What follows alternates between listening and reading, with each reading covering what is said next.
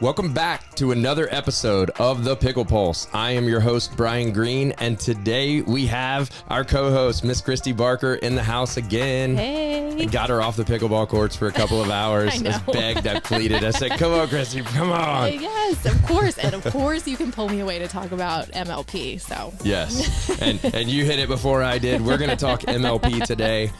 Both of us are coming off of a total high of the weekend, and that MLP came to our hometown in DC.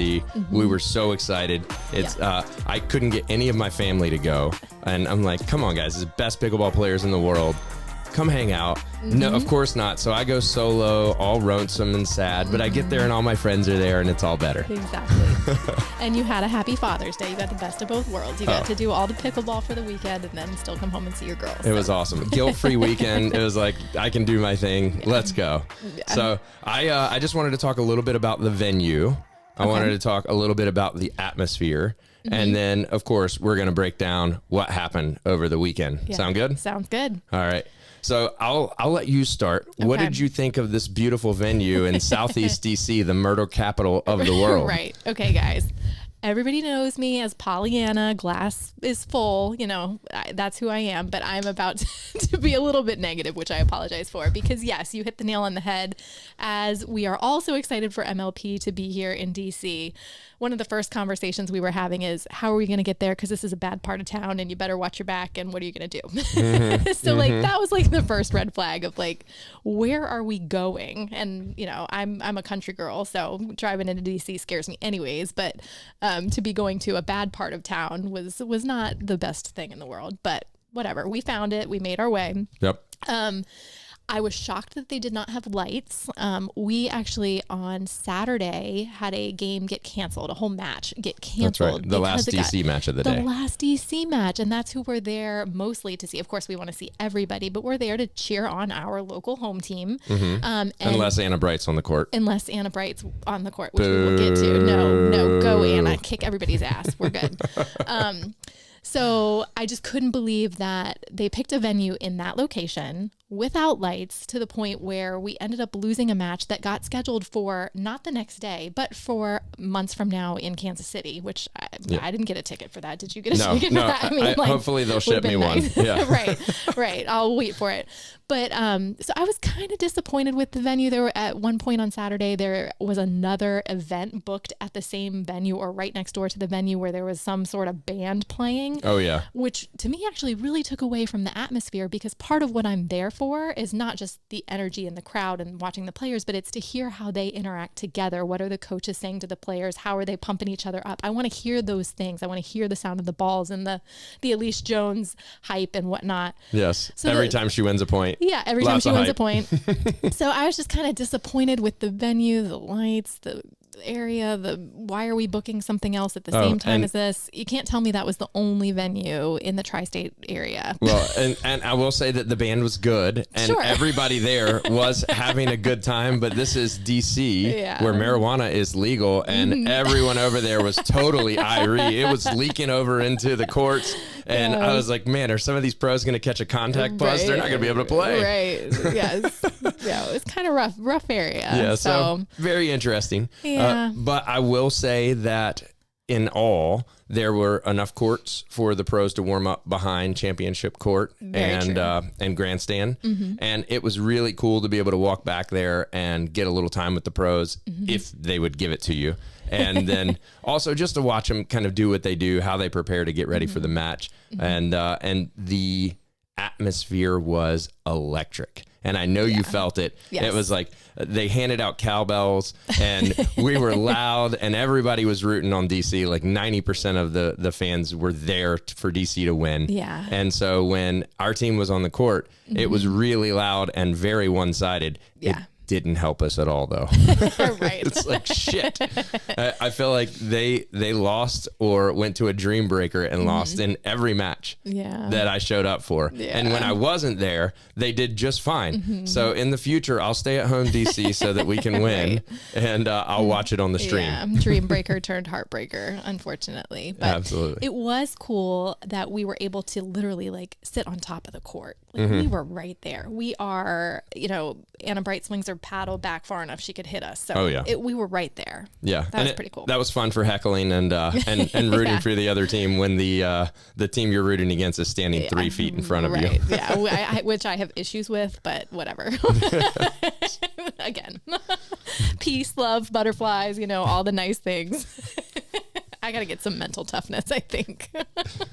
Well, that's kind of the deal. I was really happy to see we had thousands of people show up here. Hopefully MLP and the PPA saw that DC has a legit pickleball crew that we come out in force. We're excited about playing pickleball, watching pickleball, and they'll continue to come back to these venues because I really thought that the crowd brought it. And that was one of my highlights of the weekend is to kind of just be in that atmosphere. I don't get to go out and be around a ton of people. Like I'm not a concert guy. I'm not going to watch the terrible Commanders, right. So to be in those big atmospheres is kind of fun from time to time. I like it. I know you're an introvert as well, so right. you're probably feeling the same with me. Is like, from time to time. In a controlled environment that, didn't last all day. But you and I have been to both now. We've done PPA. We've done MLP. What's your preference? Oh, MLP. Yeah. Hands down. I agree. The hype is real. People are behind the teams. Yeah. It's fun to get behind the players that you really like if they're on your team. And fortunately, I like the players that are on our team. Yeah. So hands down, MLP is the best format for spectators to come and watch. Completely agree. Like hypothetically, if your family had been able to come to this one, this is the way you suck people in. Yeah. This is where you say, look at this energy, like you're saying, the electricity that's there. I believe that if people watch this format, they are way more likely to take an interest in pickleball than if they just went to a PPA event. Yeah. Agreed. Yeah. Well, we've got some new standings that just fell. So I want to throw those up. Okay. And let's talk about it just a little bit because it's very interesting. There's a lot of stats on this page, and you kind of want to figure out what are the most important ones to see, what really matters. And so here we go. Okay. We'll throw it up. The New York Hustlers are ranked number 1 at this point, but it is a flawed number 1. It is. Why is that, Christy? Because they have played the most matches. So if you look at the number 1 New York Hustlers, and I want to say it's like the 7th column over potentially, you'll see the number of matches played, which is 10. So number 1 ranking, 10 matches, 18 points. The St. Louis Shock is number 2. They've played 8 matches and are only 1 point behind. So they could and will, I will speak it into existence, get another point with their 9th and 10th matches and could be bumped up to number 1 really easily. Very, very quickly. Yeah, I would agree. Yeah. Although in the defense of the Hustlers, I will say that I was a little sus on the early Jack Sock pick. And I remember. He played okay for that early of a pick. But the steal of the whole show was CJ Klinger. Yeah. This kid is so good. So good. And so like in the men's matches, it's very easy and clear to see that he's going to get 80% of the balls and he handles it so well. He doesn't make a lot of dumb mistakes and his hands are legit. He's not scared of those guys standing across the net from him. And I was just very impressed with CJ Klinger. He is 17. He looks 13. And he's just a baby. But man, he's a really tall baby. I'll give him that. Yeah. No, I really thought, I don't want to say he carried the team. He didn't do that. He held his own. He did his role well. He stepped up not only in taking most of the balls and being really consistent. He was aggressive. He asserted himself in a lot of scenarios in both men's and mixed. And I don't think we can mention the New York Hustlers without mentioning the women's team. And not just how steady Leia was, because she's clearly one of the top females. Jackie Kawamoto has stepped up. Yeah. The Kawamoto sisters have always been backboards. They get everything back. They are walls, have been for a while now. They've established themselves that way. But Jackie stepped up and orchestrated points, and she made stuff happen on that court that I've never seen her do before. It was so cool to see. Yeah. She is one to watch right now. She is on the up and up. I thought she had plateaued a little bit. No, definitely getting better. Yeah. And it really goes back to one of our conversations from previous pods and that who's more important in that MLP format, whether it be a guy or a girl, who do you want to take early on? Yeah. And it's so hard to tell. I'd like to say after watching in person and seeing a couple of the Atlanta and DC and the big matches going down, that I have a better idea. It's that they're both very important.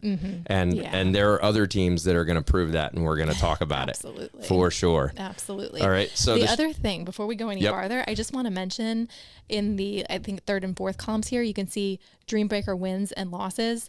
They've got 4 wins and 1 loss. That tells you that this team has gone to 5 Dreambreakers. So they keep things interesting. Yes. You're guaranteed an interesting match when they're around. But also, most of the time they're winning. Nobody else has 4 Dreambreaker wins. Now, other teams might not have gone to Dreambreakers necessarily, but that's huge. That speaks to the capabilities of this team when they reach that mark. Yeah. No. And I remember watching DC play them in the Dreambreaker, and the big difference was definitely Jackie Kawamoto playing Elise. Elise was very much so a liability in the Dreambreakers. It's not that she wasn't making balls. She hit great shots. It's just she couldn't put them away. Yeah. And if you can't put the ball away in singles, it creates really long rallies and lots of letdowns in the end. Yeah. So moving on, you've got the Dallas Flash and DC at 3rd and 4th, and the Texas Ranchers at 5th. Okay. Dallas Flash have played 8 matches. They have won 5 of them. And I think that's a stat that really needs to be noticed because they are consistent and they are a mean team out on the court. They're not there's no weakness out there between the girls, between the guys. I mean, Augie Gee, we've talked about him and he is a rising star on the PPA and MLP. The dude is a physical specimen too. I was very impressed. He was just tall, he was muscular, he looked like a professional athlete, and he belonged, and he didn't make a ton of mistakes, and really made a big difference on his team. Yeah. Going back a few podcasts, remember this was one of my favorite teams. Yeah. That I was picking to go pretty far. So yeah. No, I'm just saying I'm proud of myself. I do remember that, and I don't think they were one of the teams I was super hype on. I said that they would be good. I didn't poo-poo them, but they are really good. Yeah. So the Shock and the Flash are really rising above the rest of the crowd right now. Yeah. The Texas Ranchers did a great job this weekend because they had a fill-in.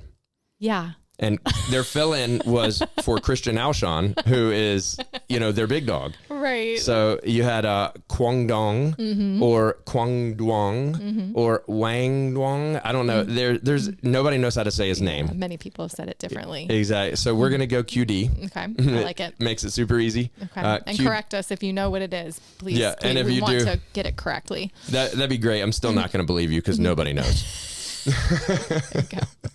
Yeah, but QD played great. Yeah. And the rest of the team is so strong, but the presence of their ladies on the court, I think, is the big difference there. Yeah. You've got Tina Pisnick, and do you remember who's their other lady? I forget. Etta Wright. Etta Wright, that's right. So, arguably one of the best women teams out there. Again, walls. They will get everything. It just blew my mind how many times I thought a rally was over and it just wasn't because one of them are able to scrap in and get the point taken back. But so good. And seeing it in person, what really got me is the calm of Tina Pisnick, the machismo, the I'm a badass, I belong here. She wasn't shook. She was there to win, and you could see it. I was very impressed with her play throughout the whole weekend. Absolutely. Yep. And going back to our friend QD for just a second, mental toughness. This was an audition for him. I mean, he wasn't even drafted to the Challenger League, I don't believe. No. So he came in out of, they just pulled him off the sidelines. Hey, you want to come play? And this was an audition, and he stepped up in all forms, in men's, in mixed, and in singles. Absolutely. He handed it to Ben Johns. Yeah, it was awesome. Yeah. When he won 4 straight in that first Dreambreaker, I was like, let's go. This is good stuff. It was really good. Notable missing teams at the DC event were the New Jersey Fives, the LA Mad Drops, and the AZ Drive, and I believe the Columbus Sliders. I think we're missing 4. They were not there, and the Orlando Squeeze was not there. Oh, wow. We were missing 5. Okay, that's why we saw, I swear to you, it felt like the New York Hustlers were playing every other match. They're back again? Yes, What? here they go again. So we were missing some teams there. Yeah. We did finally get to see the Utah Poo-Poo Black Diamonds. Yeah. And it was really sad because our girl Alex Trung is on there. We love her. She's a rising star, and she held her own. But it's she really did. It's really tough on a team where everyone seems defeated before they step on the court. Yeah, it was a tougher one, and one we predicted would not do as well. If we go back to the draft, Utah, I think, spent the least amount of money on their draft, so it makes sense why their team is not as strong. But we're still cheering for you, Alex. Yeah. No, Connor. This is Connor Pardo's team. All right, which is kind of crazy because you would think he would have he would really want to do well, and yet he didn't spend, and you got what you paid for, the worst team in the league, hands down. If they win 3 matches this whole year, I'll be surprised. Yeah, it's disappointing. I do know, or I think I know, that there is a waiver wire period where some drops and ads can happen, and I have a feeling we're going to see some movement for sure. Yeah, they need to.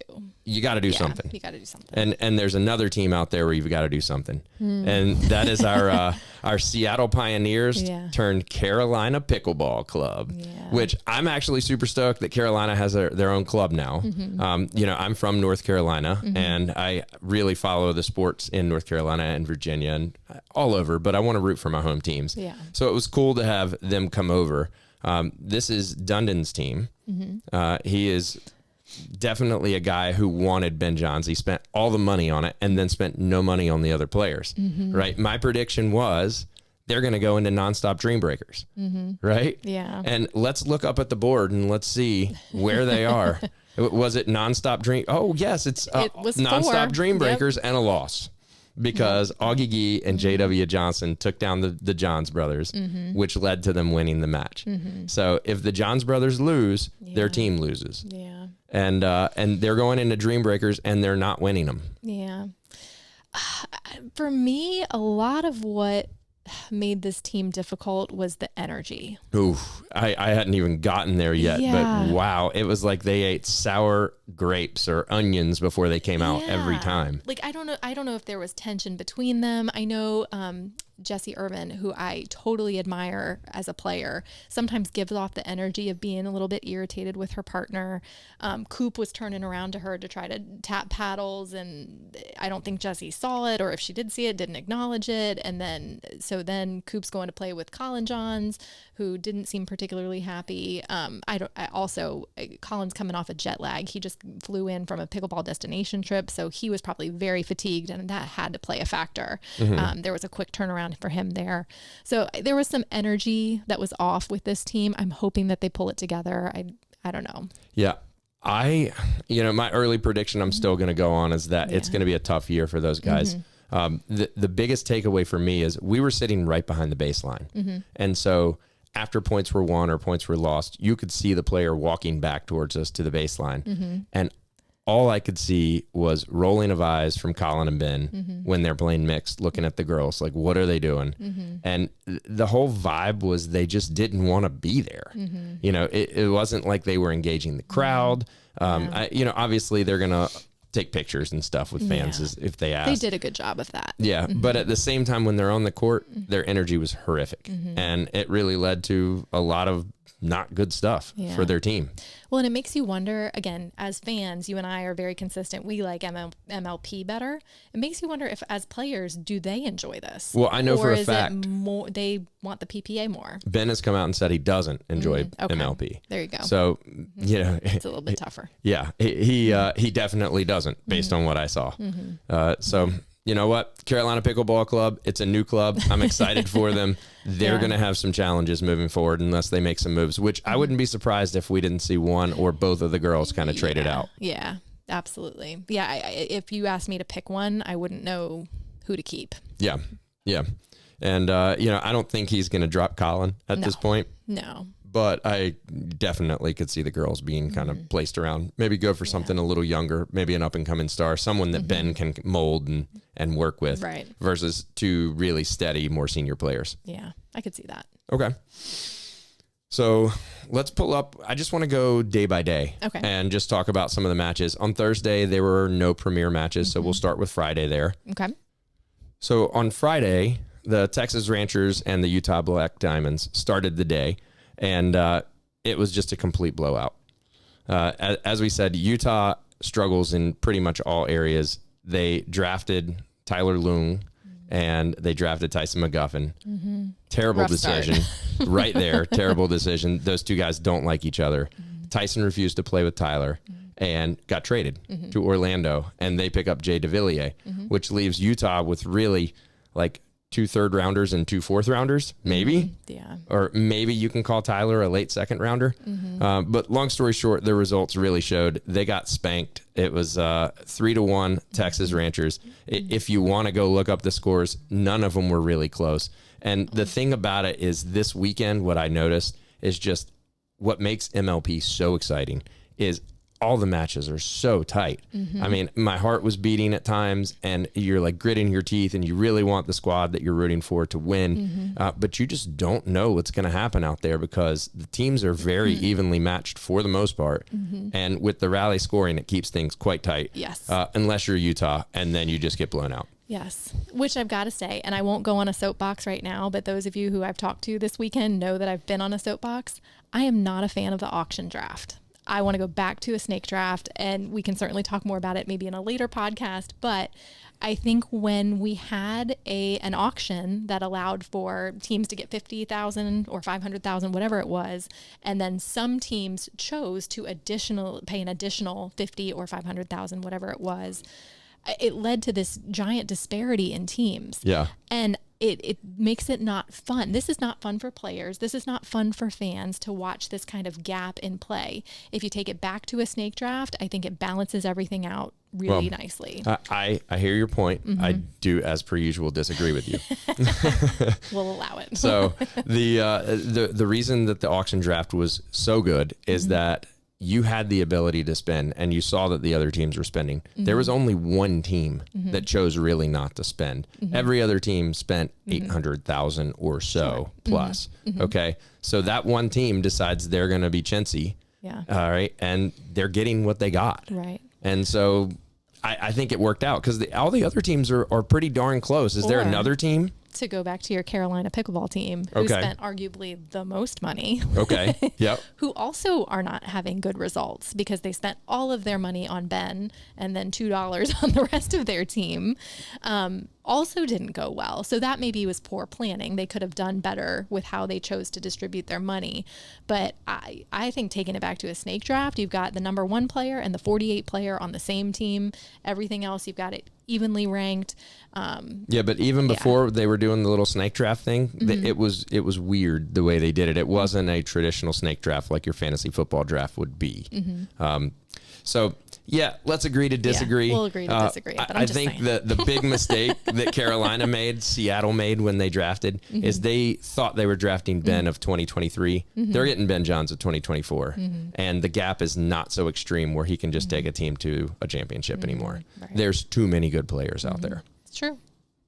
So the second match was the Carolina Pickleball Club versus the Hustlers. This one went down to a dream breaker, and That's a close dream breaker. it was a really close dream breaker. And I must say that like Colin and the Dream Breakers played really well when I watched them. I know he doesn't play a lot of singles. He did well. And Irvin and Coop in the past had been great singles players. So it makes sense why they kind of hang close in the Dream Breakers. Yeah, but they just don't have that extra oomph to get them over for the most part, especially with a lot of these teams being younger than they are, or at least younger than the ladies on their team are. Yeah. Right? So the third match of the day was DC.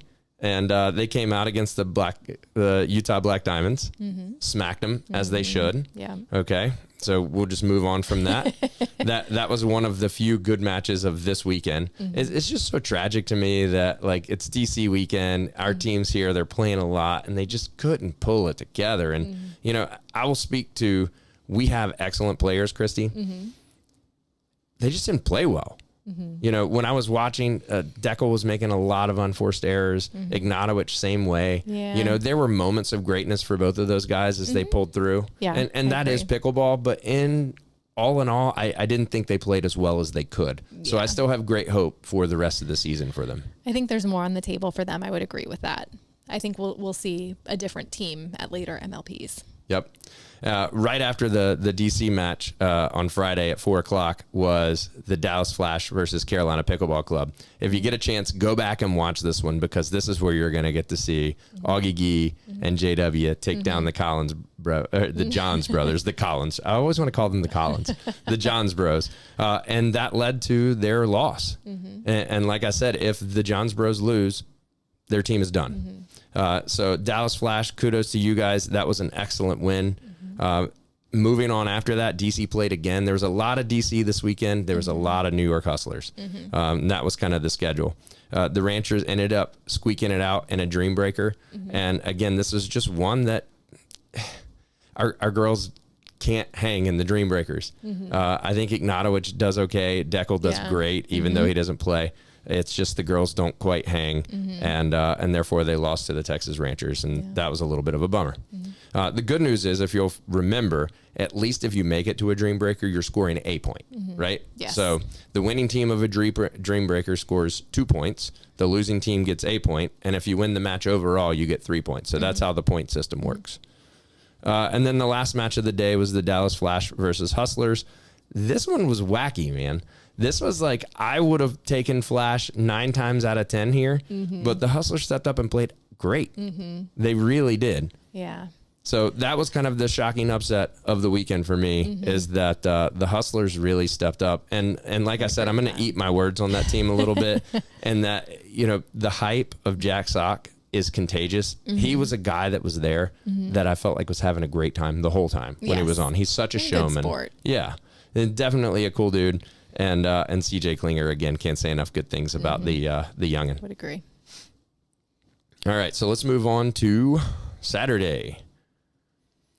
So Saturday was a little bit shorter of a day because every match lasted forever. And it was super fun to see, but this was the day where you're like sitting on the edge of your seat. We're baking. I'm like medium well at this point. Yes. Oh my gosh. It was so hot. But New York came out against the Shock and again shocked them. They came out and they played great, winning that first match 3-1.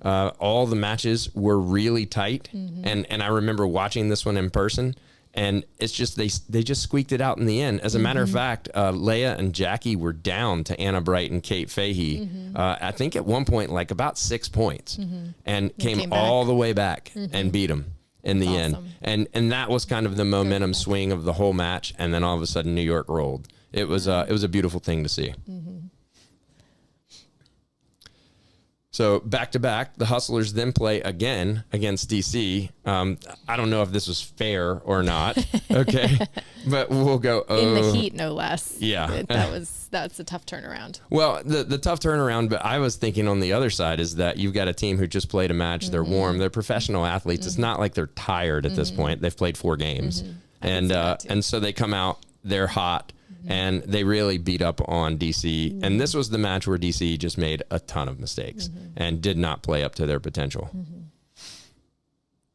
And then the last match, Carolina playing the Texas Ranchers. Yes. Again, really good match. It played out exactly as you would think it would, in that Jesse and Coop go out and poop. They got smacked by Etta and Tina. And the whole time you could just tell that Etta and Tina were not scared at all. They had They're so solid. I mean, they were in full control of the match the entire time. Ben and Colin come out, do what they're supposed to do, and they took care of Pablo. The funny thing is, on the Ranchers, I think Pablo is kind of, I don't want to say the weak link, but he's the question mark and how he's going to play each weekend that they show up. The others are so strong and consistent. I could see that. And yeah, he really is kind of all over the place. Christy, go ahead. Well, I was just going to say, I'm looking at the Dream Breaker score, so I apologize. I'm jumping ahead, but I saw that, and that actually shocks me. And I was there to watch it. I watched this, but I'm still, even as I'm replaying that, I'm like, oh my gosh, Carolina did win that Dream Breaker. And I would not have expected them to on paper. No.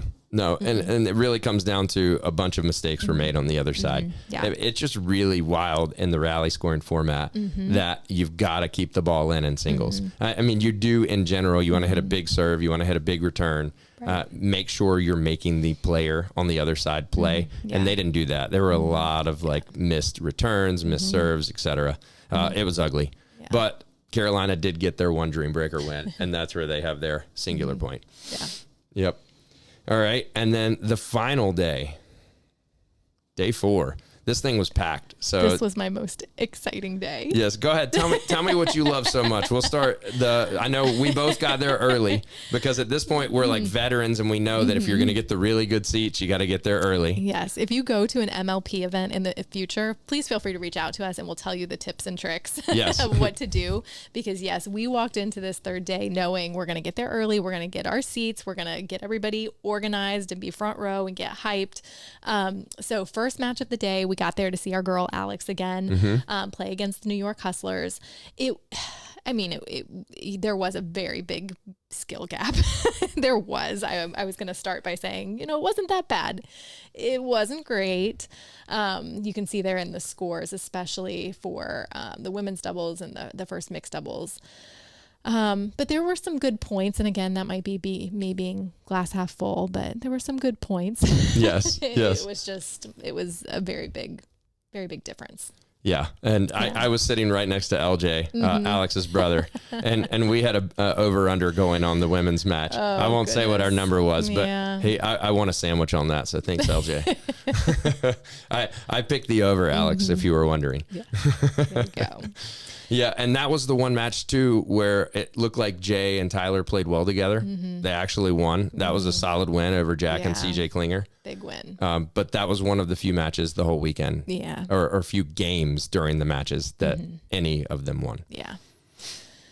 Yeah, so, disappointing. A little sad. But then we go into the best match of the weekend that I was so hyped for. Womp womp. I would disagree heavily. So excited. So this is DC's Pickleball team versus the St. Louis Shock. And the reason that this is such a big deal, not only is it our home team, so we've got a lot of energy and emotion there, but we've got James Ignatowicz versus Anna Bright, who very typically cool. play together, who are dating. And then you've got Rachel Rohrabacher versus Anna Bright, who are regular women's partners.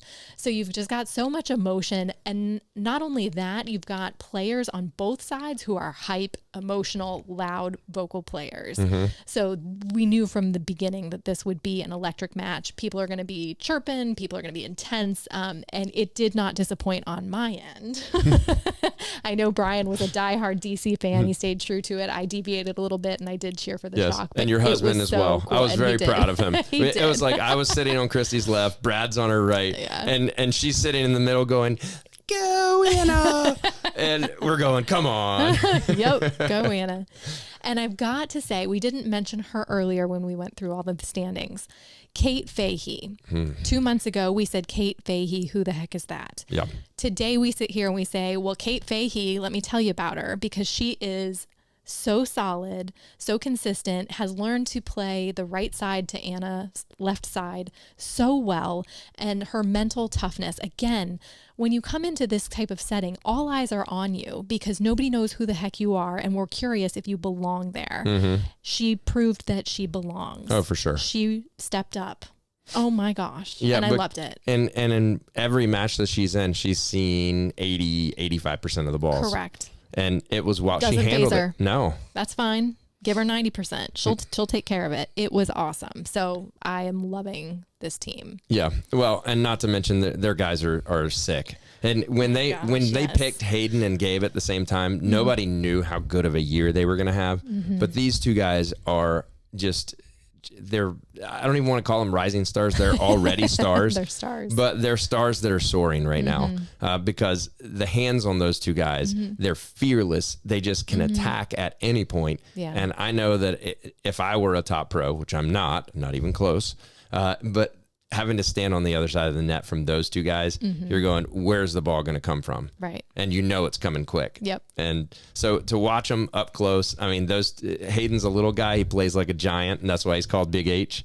But he's playing the left next to Gabe Tardio, who's 6 feet tall. Like, again, on paper, it doesn't make sense. We would put Hayden on the right all day based on his size. Yep. But based on his personality and based on what his skill set is, you put him on the left all day long and let Gabe play the right, and just let him do their thing. Yep. And by the way, I was drilling this little silly flick that he has all weekend. So good. I want to learn it.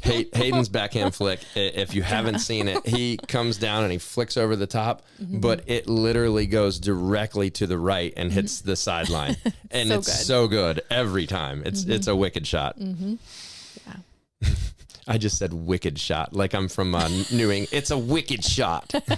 Let's go fishing. I love it. All right. So the next match was the Texas Ranchers and the Hustlers. The Hustlers pull it out in a dream breaker again. Again, it's a team that just has a good vibe behind them, and they're going to be gritty and tough. They're going to make you earn every point. And if you get into a dream breaker, they have a real good shot. And so that's what we're seeing. 21-9 in rally scoring shot. That's a beatdown. That's a beatdown in rally scoring. Yeah, it's like 11-2 win in normal scoring. So that was really cool to see, and a little surprising to me. So I will eat my words. New York Hustlers, you guys rock. Also, I met their team manager this weekend, and he was one of the coolest dudes. And that he just took the time to really talk with you. It was like he was one of the boys just hanging out for a second. I didn't even know he was the team manager when we were talking. He was wearing the shirt, and I was like, I feel like I recognize this guy. But then later I looked him up and I was like, man, that guy was awesome. He was very cool. That's awesome. Yeah, because what I've found at a lot of these pro events is there are certain pros, like I'll name names, Leia Jansen, who's just grumpy and she doesn't want to talk to you. And if you even say anything nice to her, she scowls at you a little bit and it's just like walks away. And I hate it because she used to be one of my favorite players and it's kind of turned me off. And then there's other guys, like I bumped into Travis Rettenmeyer, had a 5-minute conversation with the guy, and he was so down to earth and so awesome. And everything that you see on the podcast is what you get in person as well. That's and cool. So it really lived up to the hype to meet him. Travis, if you're watching, you're probably not, but if you are, it was a pleasure meeting you, brother. That's awesome. So after that, we had DC and Carolina. That was super exciting to watch, and that it went down to a dream breaker again, as predicted early on. I like Nostradamus on that one. It's just I feel so happy, not because they're bad, but because I could see the writing on the wall with Colin and Ben and the girls and just how they drafted the team. And so we ended up winning the point there. That was a big win. And then St. Louis had to play Carolina. So Carolina played back to back. They took care of business. Another dream breaker. Shocker. Yep. And then Texas Ranchers, Dallas Flash, and Dallas came in hot and smacked them 4-0. Now, I did not expect a 4-0 there, but I'm happy with my prediction. Again, that's just me, selfishly being proud of myself, but I wouldn't have expected 4-0 there. Yeah. And so to go right back to the league standings to kind of finish things out again here, when you're looking at the league standings, the thing that I really think you need to pay attention to are the points per match, which is the 8th one over there. Where you're seeing that New York Hustlers have 1.8, the St. Louis Shock 2.13, Flash 2.0. So that is essentially breaking down how many points they get with each match. It took me a second to figure it out, but I'm a little slow. Maybe you guys are much faster. So that's kind of the metric to watch over there. And you're going to quickly see as this season goes on that the best teams are going to rise to the top and the rest are going to sort of fall. And we're seeing that the New Jersey Fives, even though they weren't in DC, they're really struggling. Anna Lee is not leading that team like they thought she was going to. So be interested to see if they make any changes moving up. Carolina Pickleball definitely needs to make some moves. And Utah just blow the whole thing up. It's so sad because, I mean, I love Alex. She's an amazing person, amazing player. And her first kind of entry into MLP in the Premier League is with this team that just doesn't have a shot. And I wonder how that feels. I'm going to ask her to come on the pod. I don't know if she'll answer a question like that. But she did say when I saw her, she's like, when are you going to have me on the pod? So I love that. Yeah. Hopefully we'll get her soon. Yeah, exactly. Anytime. Any other kind of closing remarks or things you took away from the weekend, Christy? I would say the only other interesting thing to me is you and I here haven't mentioned Challenger. When I was there, I didn't really pay attention to Challenger. But that I don't really know what to do with that. I'm just noticing that people are not paying attention to the Challenger League at all. There were 2 courts this weekend. One was primarily premier teams. I think that maybe they hosted one challenger match on the center first court. one early in the morning before the premier started. Yeah. And then they had the grandstand court where all the challenger matches were playing. I went over and watched one of the challenger matches. One, because the grandstand court or the championship court was too full and it was standing room only and I had nowhere else to go. And so I could watch from up on the hill or I could go watch other pickleball here. So I actually went over to the challenger match and I said, there's seats open over there. I got to go give these guys some love. It was a fantastic match. Lena Pidigamente. Yep. I saw her play. Lainey Sleeth.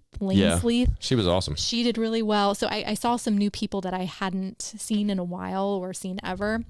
And so I just want to give a shout out to the Challenger League. There's still stellar pickleball there, and I think they're still worth noting. And when you look at the standings, you can pull up their standings as well.